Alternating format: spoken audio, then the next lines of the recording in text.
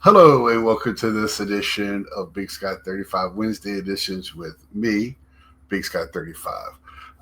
We're going to start off with some PSA. I have PSA and SGC. We'll get into it while we're going. First off, couple of cards from my Gary Carter registry. This first one is the 1990 score traded Gary Carter in a near mint to mint 8. Beautiful looking card, a little off centered as you can see. Score 90 is a tough one, but I like score that year. That's a nice color match with the San Francisco Giants in the orange. Next is something you probably don't see too often. Dare say, call it an oddball card, but it's a 1982 high-grade Expos Gary Carter. You'll see this in the package and out of the package. I had it in the package. It just didn't look good. I've seen it graded in the package. Doesn't look good. I just rather have it loose, and now it's part of and it's in a 9, so beautiful. Beautiful. I still have one in the package. Next is a Jiffy Pop disc. So this one is in a excellent 5, 1986 Jiffy Pop discs. Not to be confused with the disc I showed either last week or the week before. And, they had to put it in a bigger one. I guess they had to. But looks good regardless. So those 3 are for my registry. I did have one that did not grade. I've already put it up. I just went ahead and went online and bought it. The reasoning behind it doesn't make sense because it's on their own registry. So it was like they didn't have information on it. So, it is a blank back little mini cutout out of some international circulator something. So 2025 Shohei Ohtani home field advantage 10. So hopefully sell this one to make up for the last few grading I have. And that's what I'm doing. I usually get 1 or 2 cards graded and use that for selling. Next is going to be SGC. Quite a bit in SGC. I kind of have these in order of grade. So Kellogg's 1981 8. I will take an 8 on a Kellogg's any day. I pulled this out of the National Cleveland, out of some value boxes that were like labeled by year. And man, I had a field day. And I didn't care if I already had it. If it looked good, and it had some crispy stuff in there. And I just remember pulling that and saying that is something nice to get graded. Beautiful card. A little disappointed in this, but still encapsulated, not going anywhere. Jace Young, unless this card goes up to $1 million or something stupid. And at 8, the players I really like, I usually buy 2 to try to get a good grade on it, and then sell the other one. But ones I just want the rookie card in my collection, and some and I know Victor would argue that's not a rookie card, but so be it. And some others might argue. Let's see. Cody Singa, Topps Chrome lids from 79 design. So this is from the lids when they were selling hats. You get a pack of cards when you bought a hat, way overpriced hat in 23. This was, I believe, the first year they did that. and still get that cough. And you know, I got this one off of eBay, I believe, or did I? Did I get this out of a box somewhere? I can't remember. 8.5. I know it's sat in my to be graded forever, so really, really like that. And I had that one, and this is kind of an end of an era right here on this.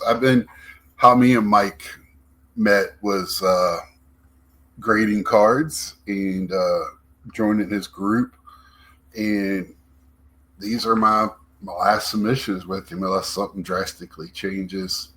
Now he gives me stuff for CSG or CGC, whatever you want to call it.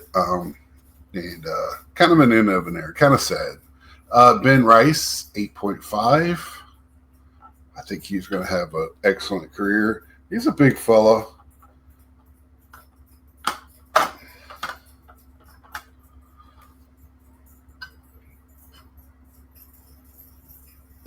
Another Cody Singa. This is a box topper gold. I think I purchased this one from Mike O LLC. It's out of 50. Got a 9. Beautiful card.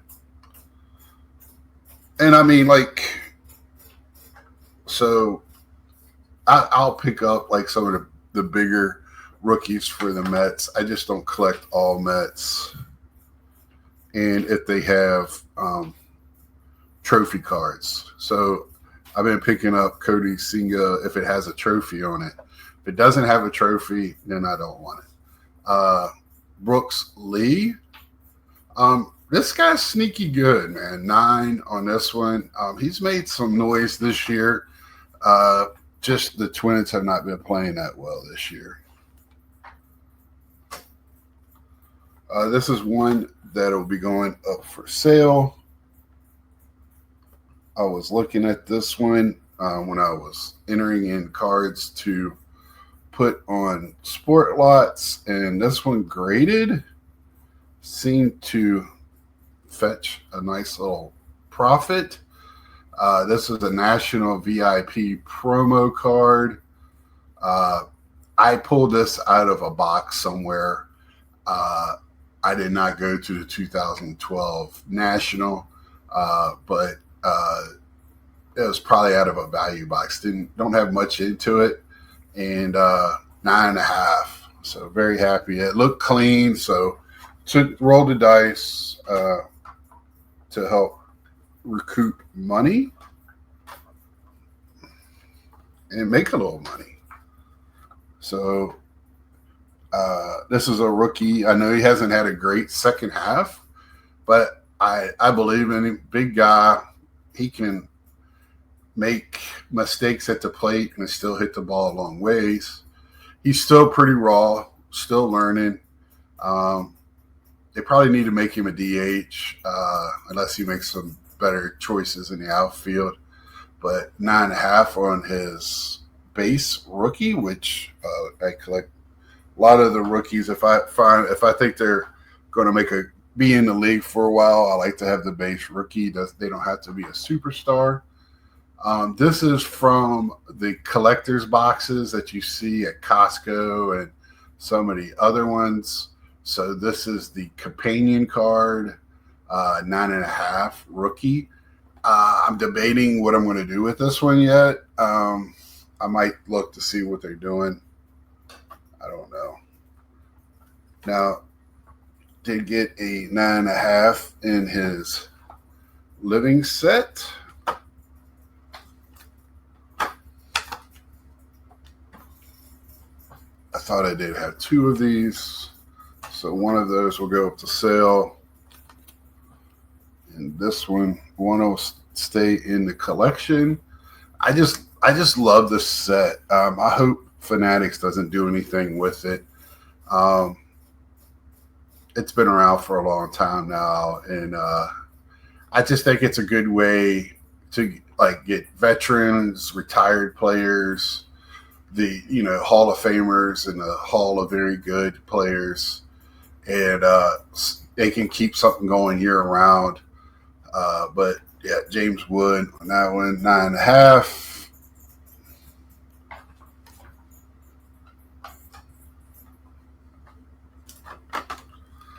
This was one that I had to get relabeled.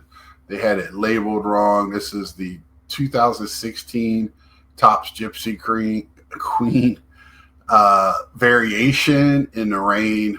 I believe I have somebody already interested in this. It's a 9.5. Thank goodness. Some of the stuff I'm glad this one I had already graded. They just had to redo the flip for me. So I was glad to fix that because I don't know what's going on there. Me and my friends have some thoughts on SGC. I do have my own. I have some cards down there now getting graded, living sets that I want to keep. As long as they keep.